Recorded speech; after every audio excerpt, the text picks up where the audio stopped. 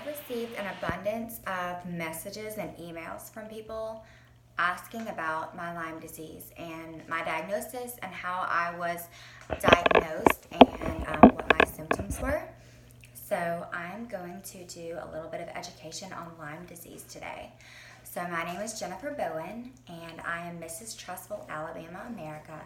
I am going to be running for Mrs. Alabama in June of this year, and it's basically just to have a voice to educate others on my main two platforms, which are things that I personally suffer from and deal with on a daily basis, and that would be type 1 diabetes and Lyme disease. I will touch on diabetes and Lyme disease back and forth, as well as my other platform, addiction and families of addicts and outreach, as I've lost two sisters to that. So today we're going to stick with Lyme disease. So here's a little bit of my Lyme story. I don't ever remember being bitten by a tick. I've never had a bullseye rash. The only tick bite that I know of was as a child. I believe I was 4 or 5 years old, and my dad had bathed our dog in the bathtub. And my mom said that she told him to make sure that he cleaned the bathtub out really good afterwards. So they said that after that bath, I had a what they thought was a scratch on my forehead, and it just looked like a scratch. And so we went to my grandma's in Mississippi, and when we got there, my grandmother started panicking and saying that I had a tick in my head. So Lyme disease was not as well known about back then, so this would be like 1990-ish, 1992.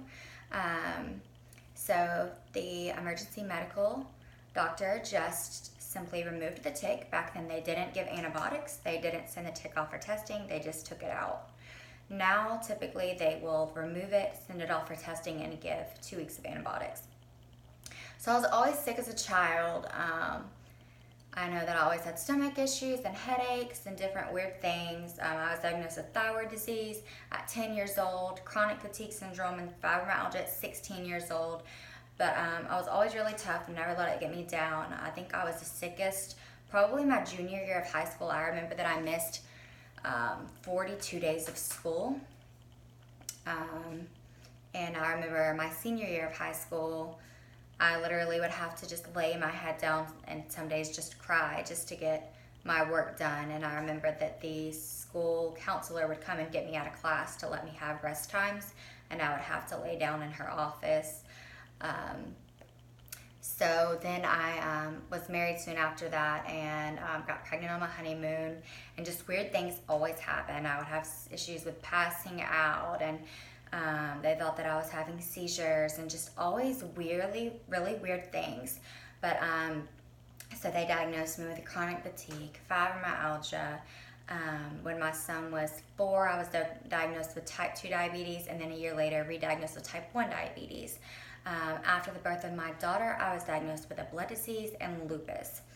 So I just always had these weird health things, and they would kind of come and go and flares. And so after the lupus diagnosis, it made more sense because, lupus kind of comes and goes and flares, and you're sick and then you're not, and you feel better and then you don't.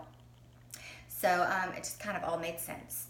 Then here comes summer 2016, summer 2016, July. I remember that I got a toe infection. I had to take antibiotics for it, and then it seems like I just never got better after that. So in August of that year, a month later, I started with having heart issues. My heart would just stop, and I would start passing out, and my heart rate would never come down. Even I've always had a slow heart rate. Even after the birth of my daughter, they said that I had a heart attack on the front of my heart, and my heart rate was in the 30s and 40s. So that's I've always struggled with low heart rate. So here all of a sudden I'm struggling with tachycardia, which means your pulse is over 100 beats per minute. A normal pulse rate is about 60 to 90. So my pulse was about 150 all the time. It was very uncomfortable. I felt my heart beating out of my chest all the time. I've lived with anxiety disorder for a long time, I know what that feels like, but this was completely different. This was where your heart starts racing, but it never stops. Even in the middle of the night, even when I'm laying down relaxing or trying to relax, my heart just beat out of my chest all the time. So of course they made me wear weeks worth of holsters and different cardiologists and things like that. And I would have, my heart would skip beats and things like that. And then by Christmas time, I started with these really debilitating headaches where I couldn't see well and my head was having stabbing in it. Just really weird things. Like, imagine the worst migraine you've ever had in your life and times it by 100 and make it pound. It was like the pressure I couldn't stand. So at this time, doctors still couldn't figure out what was wrong with me. I had an MRI. It showed a mass on my brain and my pineal gland. 99 out of 100 times, this is usually benign, which means not cancerous. But the issue is that when it swells, it can press on the other parts of your brain. So that's why I was having such a bad headache, because it had swelling in it. So it's intracranial pressure. So I was set to have an appointment with another brain surgeon to look at having it drained, which is very dangerous because it's in the middle of your brain, and it could paralyze you if anything went wrong. And to God be the glory, my swelling went down and I did not have to have it drained, and I have not yet since had the swelling come back, or the fluid. But I was still sick. I was still running fevers all the time. I knew something was wrong. Honestly, I thought that I was dying. So this all came about in about February. Then in March, they diagnosed me with my 5th autoimmune disease, which was celiac. So they took me off gluten. And I was still just sick and sick and sick, but it would always be different health issues that would come up, and I would just think, oh, that's what it is. So I had these fevers for about 9 months, from about 100 to 103 all the time. During this time, I had 62, my husband looked back at our insurance records, I had 62 total doctor and emergency room visits due to this. I had taken 21 rounds of antibiotics, 8 rounds of antifungals in 12 months, from July 2016 to July 2017. So finally, spring comes, the beginning of summer, I'm getting worse and worse and worse. Now it starts where I don't understand what's going on around me. The left side of my body doesn't work. It's numb. Anything I picked up, I dropped everything. If I tried to drive my kids to the dentist and I didn't know where I was. Nothing was familiar. I was completely lost. I didn't know what normal things were. I remember one time I was trying to make my daughter chicken nuggets, and I just kept staring at the chicken nuggets because I didn't know what they were, what I was supposed to do with them. It was just terrifying. I had periods of amnesia where my husband would ask me questions and I wouldn't understand, like I wouldn't know the answer. I wouldn't know my name.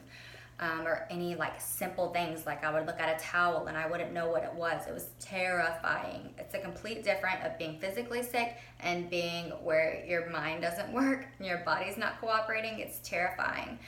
So at this point, I'm still running fevers. They cannot figure out what's wrong with me. I start with kidney swelling issues and just a host of other problems. So here I am, 62 doctors in, 21 rounds of antibiotics in. They're finally like, we are sending you to oncology. We don't know what this is. This has to be cancer. Not to scare you, but this has to be cancer. We don't know why your white blood count would be so high and your fevers would be so high and not be cured by these,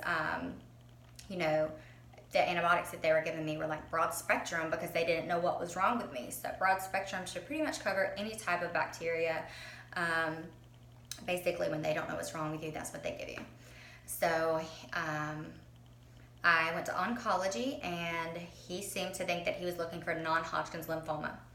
So here I am terrified. All I can think about is my kids, and do I have cancer? So he does all the testing for non-Hodgkin's lymphoma and other things, and he drew 22 vials of blood. which during this time was nothing out of the ordinary. At this point, my lab bills and my doctor bills were up to $27,000 out of pocket.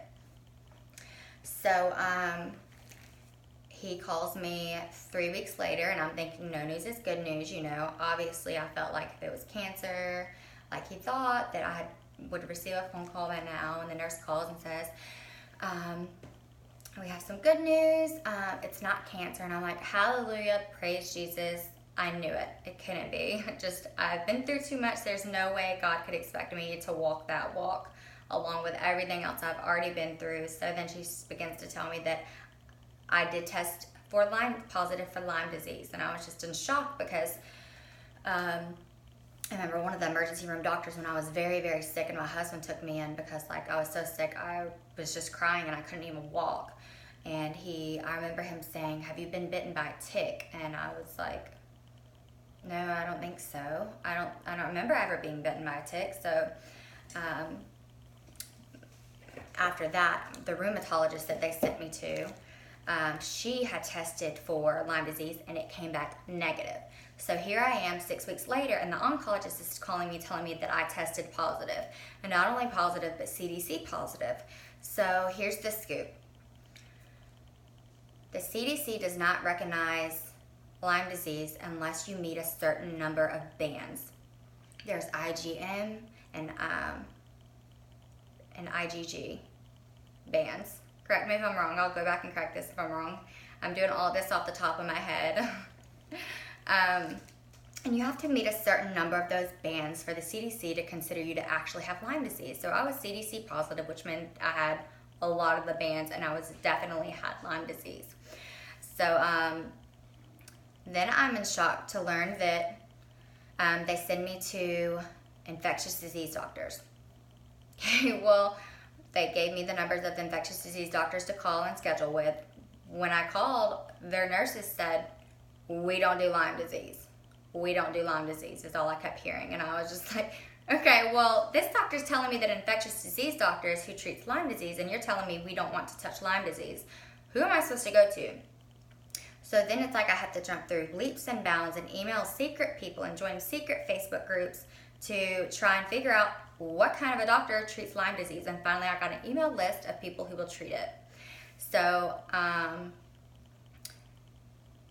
insurance will only cover 2 to 4 weeks, 4 weeks if you're lucky, but usually 2 weeks of usually doxycycline antibiotic for Lyme disease. Do you remember the part where I told you I've already taken 21 rounds of antibiotics? That's obviously not going to cure it. I had late stage Lyme disease. I still do. As of right now, I'm in remission, which means that I have been feeling better for a few months, but at any point I could relapse. Kind of like having MS or lupus, something like that would be the only thing I know to relate it to. So I had to go find this LLMD, which is a Lyme literate medical doctor, and they treat with IV antibiotics. So that appointment, they could work me in 6 months. Here I am on my deathbed, running fevers. No doctor would help me. A doctor tells me that they can work me in 6 months, and that they had to have a $600 deposit over the phone just to step foot in their office. This does not include testing, IV antibiotics, anything. The cost to treat Lyme disease is sickening. It's literally sickening. So I called the Lyme literate doctor in July. I was set to see them in December. I decided to take treatment into my own hands, and I stopped all antibiotics, all treatment, UBI, everything. I didn't do anything else after September. I couldn't do it anymore, and I couldn't stand. I worked even during this time of being so sick. I have a home business, and I worked every single day, day and night, because I was terrified of how much medical debt my family was falling into just from me being sick. It just was not fair. It wasn't right. And I was determined to do anything I could do, even sick, to make sure my family didn't suffer too badly. So I remember I got on my knees beside my bed, and This was probably late September, and I just remember that it was like starting to get chilly outside, and I still had yet to play outside with my kids one time. The entire spring and summer, not one time had I been able to go outside and play with my kids. And I remember my kids were outside playing on the trampoline with their dad, and I just remember hitting my knees and just bawling and crying out to the Lord, take this from me, I cannot do this anymore. I just want to play with my kids, is what I remember saying. And I stopped all treatment, canceled all doctor's appointments, and to God be the glory. I have no other explanation. When people say, how did I get better from being so sick from Lyme? I have no other explanation other than God and a miracle. And knock on wood, I will never be that sick ever again. But this is my Lyme story, and that's kind of how it went. So if you have ever been diagnosed with chronic fatigue syndrome, fibromyalgia, things like that, and you start running fevers, you start getting really, really sick, having neurological things, seizures, amnesia, things like that, you need to get to a doctor that will test you for Lyme disease, and you need to fight for a diagnosis. So that is my Lyme story.